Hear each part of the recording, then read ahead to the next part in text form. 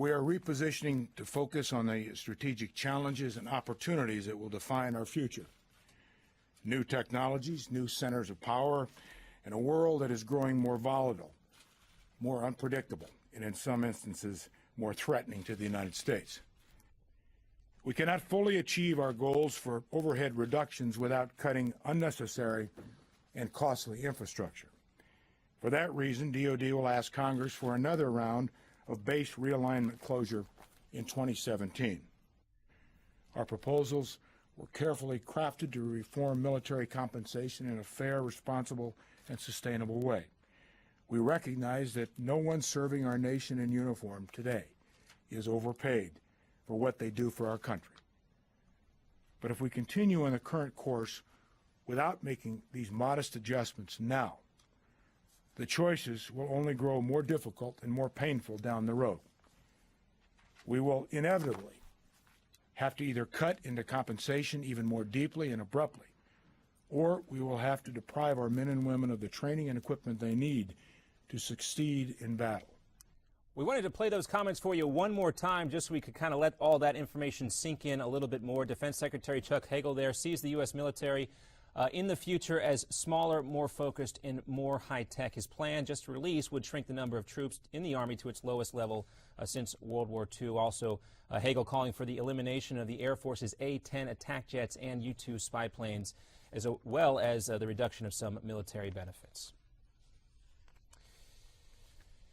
And welcome back to America's Forum here on the second hour of our program. Joining us right now to discuss this in more detail is General Michael Hayden, a retired four-star general from the Air Force, also the man who once ran the NSA and the CIA, and a good friend of the program. General Hayden, it's great to have you with us.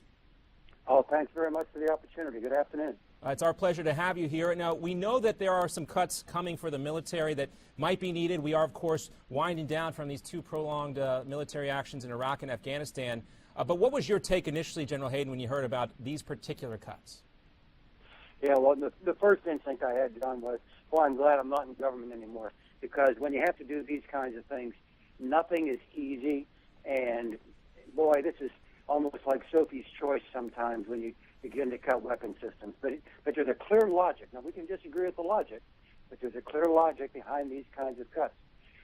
We are going for high-tech, short-duration kinds of conflicts, and we are not building a force that will allow us to do long-term, ground-based stability operations. That's why the Army's smaller. That's why the A-10 is being cut. That's probably good in terms of those are the kinds of wars we want to fight. On the other hand, the enemy gets a vote, and occasionally you're forced into wars of the type you don't want to fight, and so there's a certain amount of risk involved here. And you mentioned the enemy, and it's hard to kind of classify what the enemy is or who they are at this point around the globe. But how do you think this is being perceived by some of our adversaries around the globe right now? Well, I mean, boy, it's in a broader context. Now, if this were independent, if this were taking place context of a broader, more robust kind of American diplomatic and other engagements in Syria and other places, I think this would be viewed more along the lines of, well, the Americans had to make tough choices. But now that it's part of this whole swirl, John, of America kind of at least appearing not to be present for duty in a lot of the world's trouble spots, I think this will add to that overall impression of an American, well, let me be kind, an American readjustment of its national security policy. A readjustment, a fair term to use, and another great way to kind of sum it up is as the American superpower not appearing ready for duty at this particular point in time. General Hayden, you're a veteran, of course, and I've talked to some of my friends who are veterans of both Iraq and Afghanistan, and they saw these reduction in military benefits that they just had to kind of swallow as a real slap in the face. How do you think these further reduction to benefits will be taken when a lot of these men and women are already dealing with trying to make adjustments to their own personal finances right now? Yeah, and you saw Secretary Hagel's really, really troubled by this. You don't want to break faith with the people you now have on active duty. He went out of his way to say that. And look, I lobby for veterans benefits, not for myself. Look, I'm a retired four-star general. I'm doing fine. But in general, for our service members, that the country keep faith with them. But I also have to add that slice of the DoD budget is the one that's been over the last 10 to 15 years. And unless we do something to change this, we're going to end up having our Department of Defense being a medical provider and social welfare organization, which we occasionally use to fight wars. And so, as tough as this is, I do give the Secretary some credit for saying we're going to have to make some choices down the road, but not breaking faith with the people currently on duty. All right, we'll leave this issue there. I know that's of some concern to a lot of vets considering what's going on at VA hospitals, but we'll leave that aside for 1 second because, General, I also wanted to talk to you about this new report that's kind of breaking or developing at this hour. Reuters reporting that there's been some sort of arms deal reached between Iraq and Iran. The new details emerging today, perhaps a provocative measure. Reuters says that the two countries want to exchange weapons. I guess that most of the weapons and ammo would be coming from the Islamic Republic and flowing into Iraq. The current Prime Minister, President of Iraq, Nouri al-Maliki, saying that he is growing frustrated more and more by the day with the lack of support that he is getting from the United States. General Hayden, this is kind of, I guess, maybe foreshadowing a situation that would be considered by some as a worst possible scenario in the Middle East, and that is an alliance between Iraq and Iran.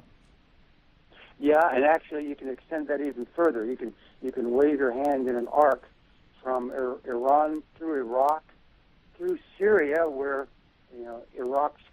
Iran's client Bashar al-Assad is doing quite well, and then into Lebanon, where Hezbollah, another client, is actually in the ascendancy. So what you see here is a Shia arc, and this latest arms deal, and I have to caveat it, John, if true, this latest arms deal is just going to cement the view that that's exactly what's going on here, and that is going to really upset the Sunni states in the neighborhood, Jordan, Saudi Arabia, and the Gulf states. And so, everyone's concerned about this Shia-Sunni conflict in a broader scope. I want to bring in David Patton, Newsmax Magazine senior editor as well right now, General Hayden, to ask you a couple of questions. Go ahead, David. Sure.